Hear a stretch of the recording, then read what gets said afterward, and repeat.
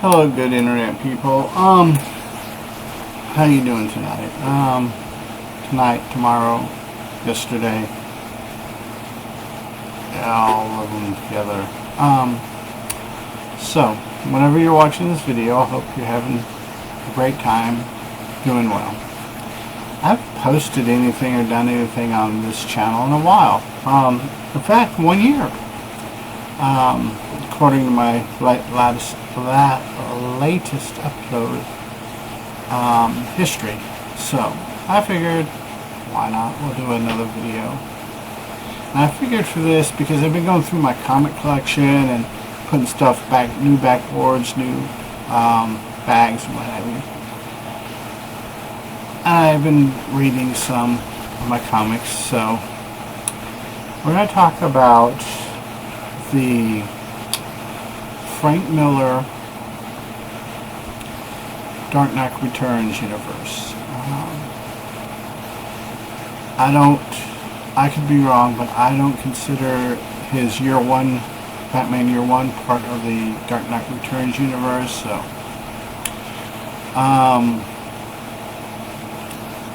unarguably the Dark Knight Returns, the first, is probably the best of the stories. As far as story, art, it's probably the best of the stories. With that being said, the follow-ups, Dark Knight Strikes Again, Dark Knight 3, Master Race, and Dark Knight Returns, Golden Child, and the prequel to The Dark Knight Returns, Crusade, all fall short. They fall very short. Arguably, depending on taste, point of view, and what's going on, what was going on in your life at the time you read it, Frank Miller's Daredevil Born Again or his Electro Assassin are probably at the apex of his storytelling. I personally haven't read any of his Ronin, though I have heard from people that I trust, really good friends. I'm not going to lie, they're not experts or anything, they're friends of mine that have read his Ronin and have said pretty positive things about his Ronin. I'm not going to get into it because I personally haven't read it, therefore I am not in a position to go out on it.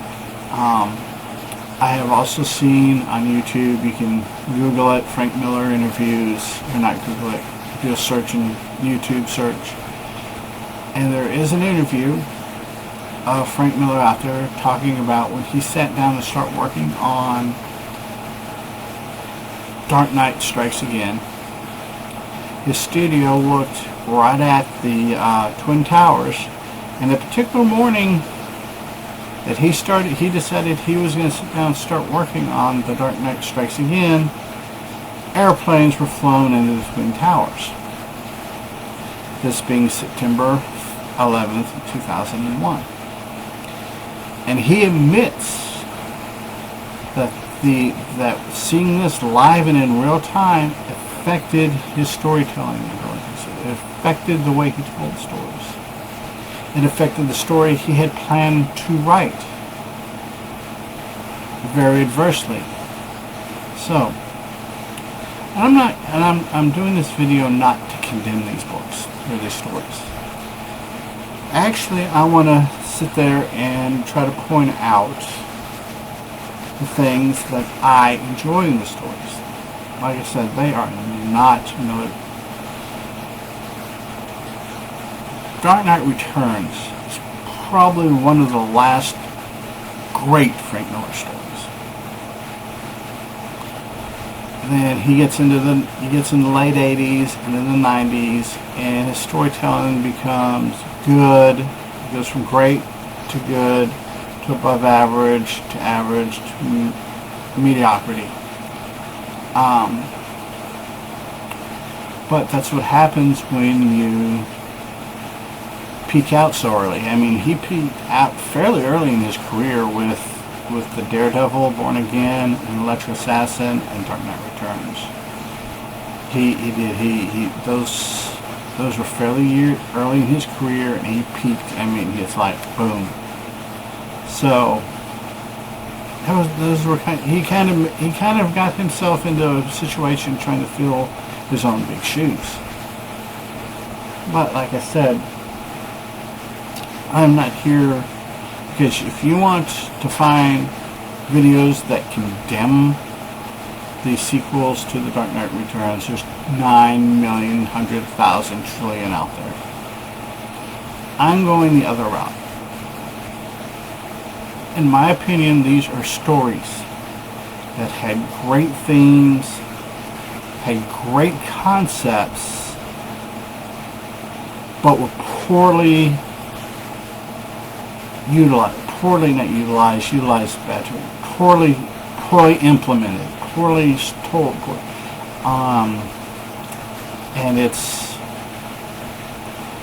and that's where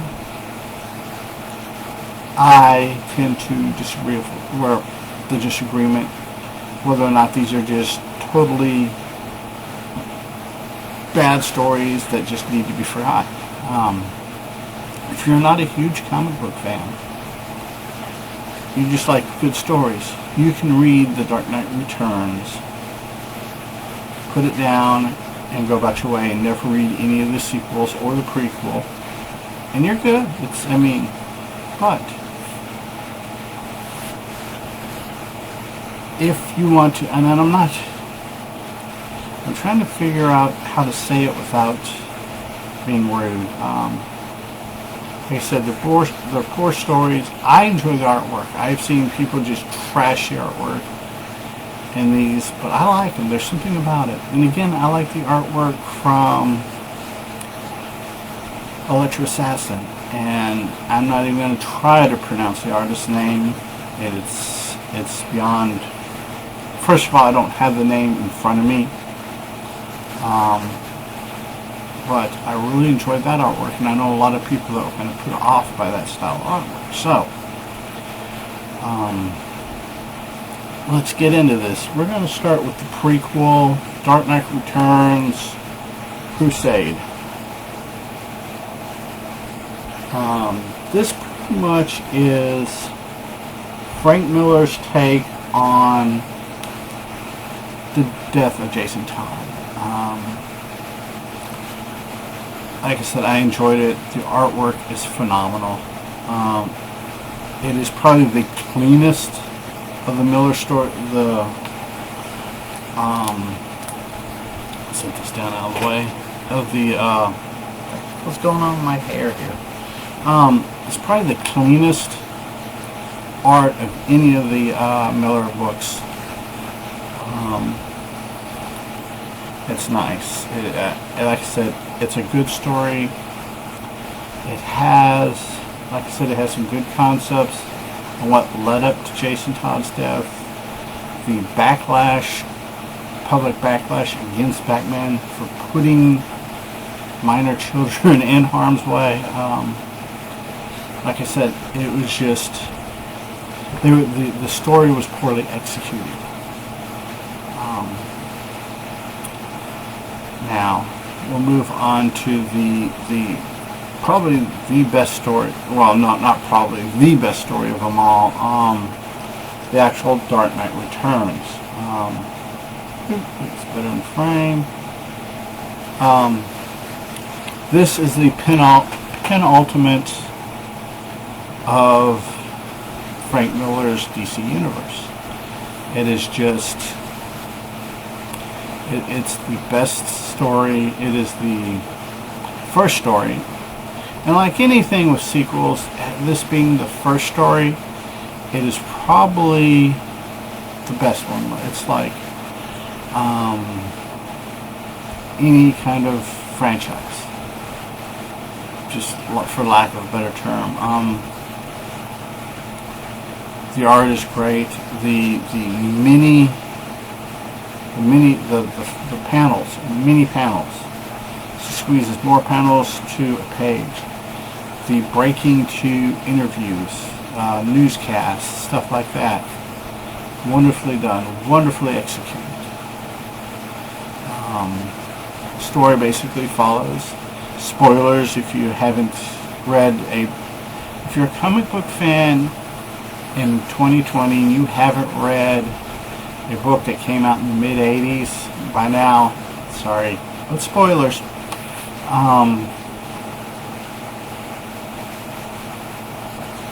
You have Batman, he's retired. Bat family's pretty much broken up at this point. And through circumstances, basically Gotham going to hell in a handbasket again. He winds up coming out of retirement. Carey Kelly, basically idolizes Batman. Something that I had never noticed in this book, that was kind of amusing. This is the copy I have here. This is my reading copy. This is a copy I picked up on Amazon. This is the one I read. I have one of the original bound graphic novels that is actually signed by Frank Miller. Don't know what it's worth. It's probably not worth what it was back in the late 80s. It's put up, it's all sealed, nice, protected. But it's pretty good. Where was I going with this? I jumped the rails on this one big time. See that? Oh yeah, like I said before, I digressed. There's actually drug references in the story that until it was 2015, 2016, and I've read this book probably 6, 7, 8 dozen times. Seen the movie. Got the movie on Blu-ray. I think it's Blu-ray, maybe Blu-ray. I think it's Blu-ray. Though I'd love to see it in 4K. But there's like 2-3 panels where Carey's parents are talking about getting stoned and protested. And like I said, I picked this up back in the 80s. I was a teenager. I was in high school in the 80s. And I picked this book up then and never, ever picked up onto it. And like 2000, it was like, I read it and went, what? I had read it, and just, it didn't snap. It was hilarious. But Carey becomes the Robin.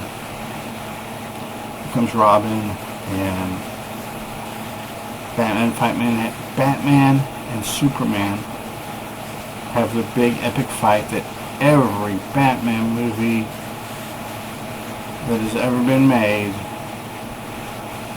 has tried to emulate, as far as the look of the Batmobile.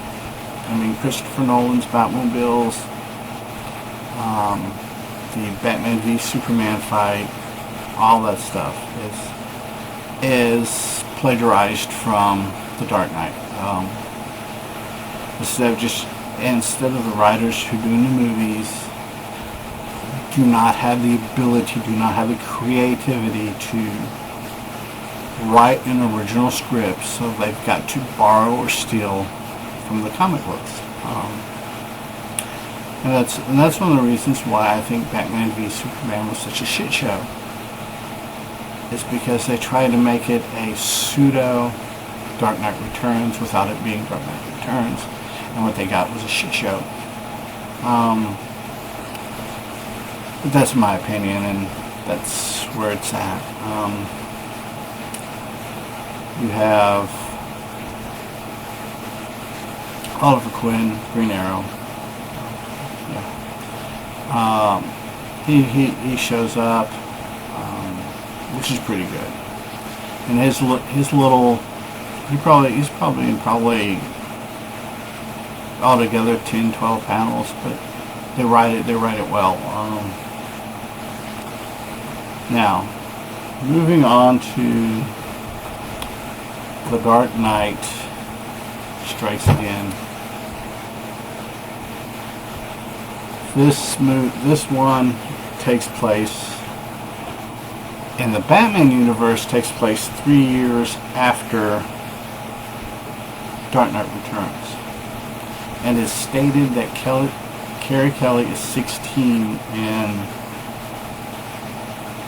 Dark Knight Strikes Again, which meant she was 13 in Dark Knight Returns. Okay. One of the major problems with this book is Kelly Carey from mid-80s when Reagan's president, Reagan shows up in Dark Knight Returns, to early 2000s. It's only aged 3 years. The story that is being told in Dark Knight Strikes Again is a very 2001 story. All the fears and anxieties we had about losing freedoms, losing rights and stuff, that's what this book is basically about. Censorship. It deals with some very, very troubling, very 2001, 2002, 2003, right in there.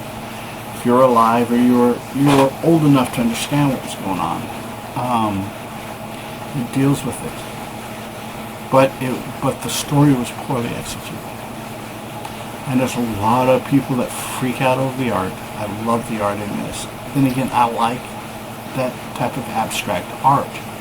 That is kind of, like I say, go back, do a Google search for Electro Assassin and go to images.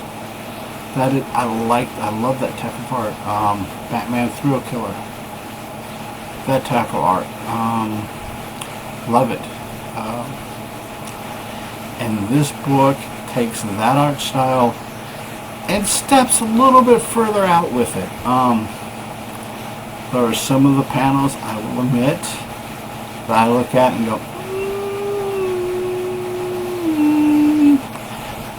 but overall, I like the art in the book. I like the way that basically Batman, or Bruce Wayne, is basically at this point starting to take a back seat. It's more about the new generation, more about the new Robin, who's Catwoman at this, or Catgirl, not only Catgirl, but she's Catgirl at this point. Kind of a Selena Kyle, next generation knockoff. My hair is doing really weird things, so all right, this out. Oh, it feels so much better. It looks so much better. Kelly Carey is, and like I said, she's kind of a next generation Selena Kyle. As we know in Dark Knight Returns, that Selena Kyle didn't age real well. Time was not nice to that woman. So we go from there. She kind of takes on this Catwoman, Catgirl mantle, and you still have the remnants of the mutants that have become the Bat Boys. There's some homage paid back to the Dark Knight Returns with the two characters, Rob and Don, which were kind of these background comic relief characters in Dark Knight Returns, and there's small and subtle little homages paid to the entire Batman comic book history in this book. The actual storytelling, there are some gems of there are some beautiful just boom one-liners in there. I think personally they try to incorporate too many Justice League characters, too many outside characters. I think if they would have left it down to a Batman, Wonder Woman, Superman, Captain Marvel, maybe Flash and Captain Atom. If they would have kept it there, but they kept bringing in, they brought in the Elongated Man, they brought in Plastic Man, and I think they kind of went a little overboard on it. then the story takes a major nosedive through reintroduction of a psychotic Grayson, and it just falls apart there.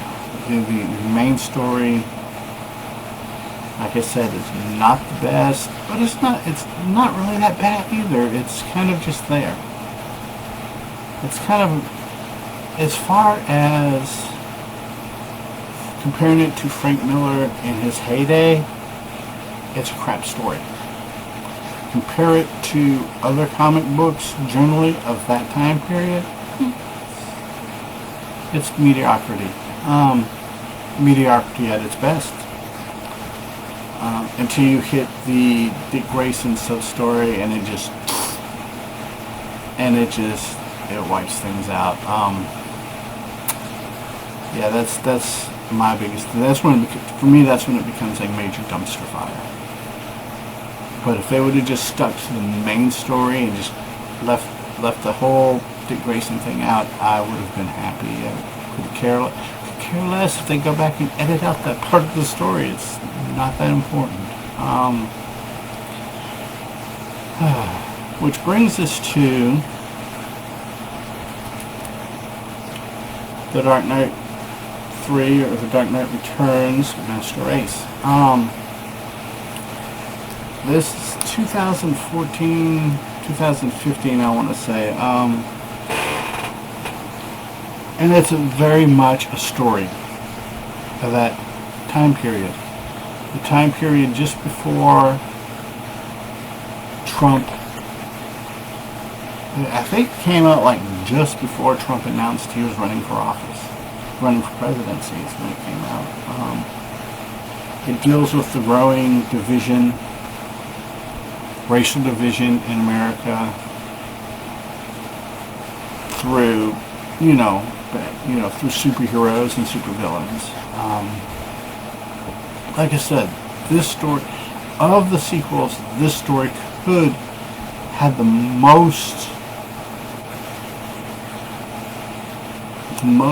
that it could have been. It could have been the most compelling, the strongest story it could have been.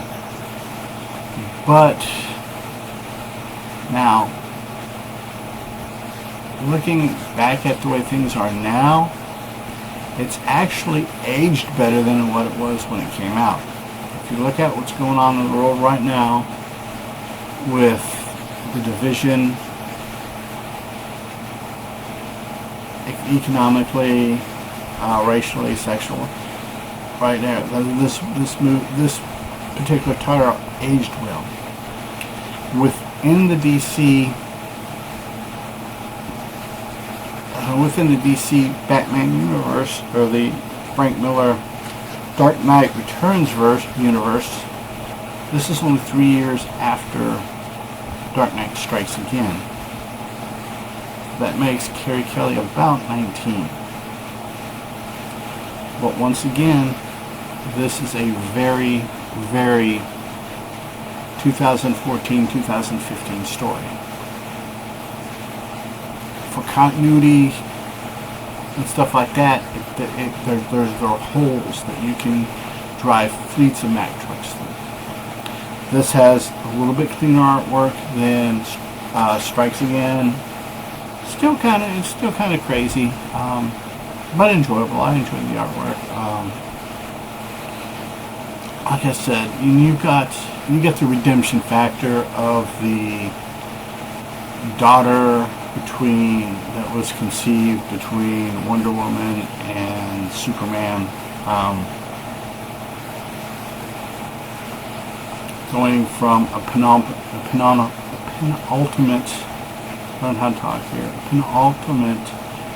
racist, realizing the error of her ways and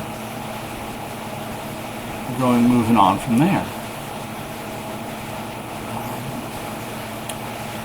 You also, I gotta take a step back for a second because I forgot something. In Dark Knight Strikes Again, basically Superman and Wonder Woman have a mutual raping sex scene, whatever, and she gets pregnant again. And you have the birth of, by the time this story kicks off, you have the baby, itty bitty baby of Jonathan King, who is slowly starting to, who is born. He's kind of like Paula Trey's little sister in the Dune books, Arya, kind of at birth can rationalize, communicate, think like an adult, an intelligent adult at that. And I wouldn't be surprised if Miller did borrow or steal or plagiarize that concept from Frank Herbert. It's a fairly unique concept. I haven't come across it done very often or done very often very well. But it is what it is. He's kind of in and out. Not a real big thing. His life is used against Superman a couple times. But this is mainly a story, once again, where your older superheroes, Superman, Batman, they're there, but they're kind of taking, they're in the process of transitioning into more of a backseat role. You have the exploitation of the city of Kandor, from which Brainiac had put in a bottle and stolen before he blew up Krypton. You have the exploitation of that and that science and those people, and it's really interesting. Like I said, beautiful. And like I said, in this day and age, the story has aged better.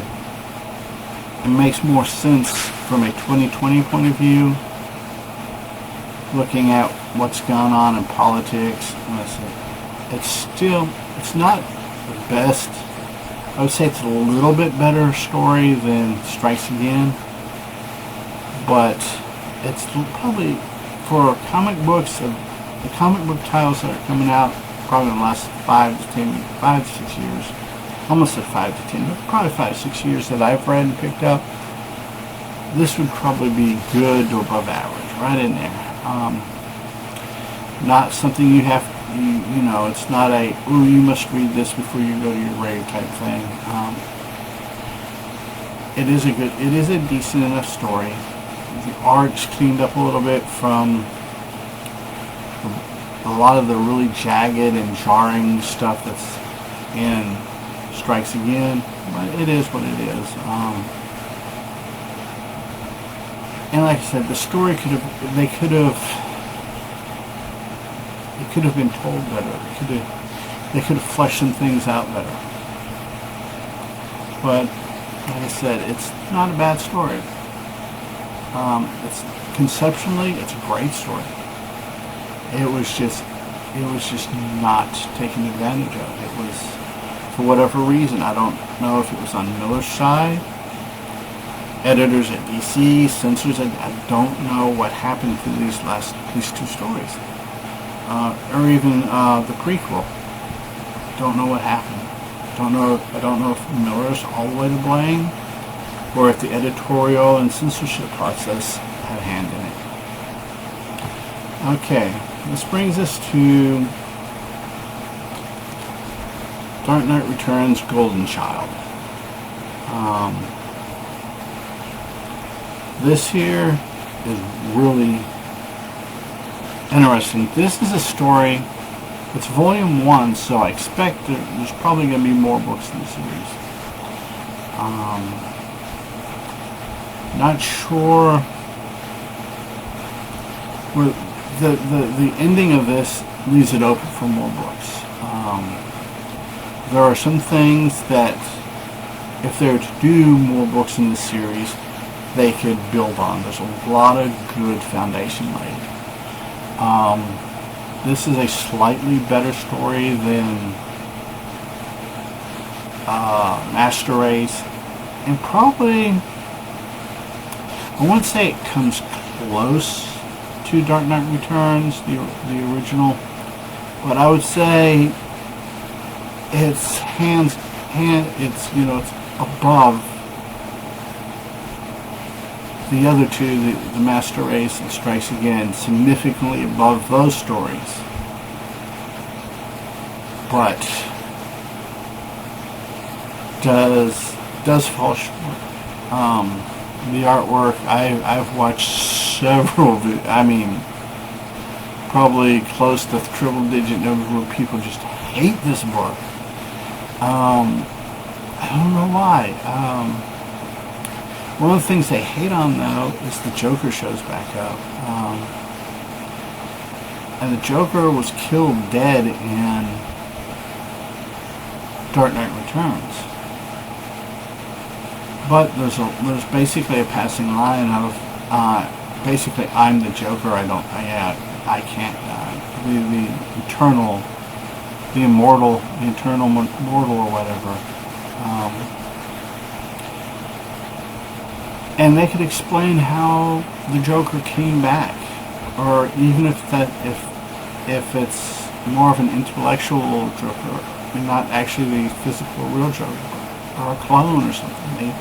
If they're to do more books in the Golden Child, that would be great. I said the Dark Knight Returns Golden Child it's up there. I don't think Frank Miller will ever get back to the quality work that he did on the Daredevil titles he did, The Electric Assassin, Ritual, Dark Knight Returns. I don't think he'll ever be able to get that. I don't think he'll be able to fill those shoes. But he'll be able to turn out some pretty decent stories, pretty good stories. So, that's my opinions, my thoughts. I've tried to keep this as spoiler-free as possible, but there's some things you can't. So, I hope you enjoyed the video. Take care, everyone. Peace. Have fun.